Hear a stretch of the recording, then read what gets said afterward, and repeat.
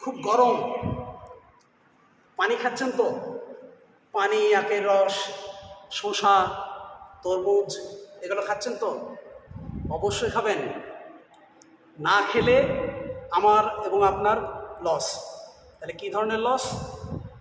যদি আমাদের বডিতে পানি কম যায়, 50 বছরের নিচে বেশি পানি, 50 বছরের উপরে কম পানি, তাহলে কিডনির কিন্তু ক্ষতি হবে।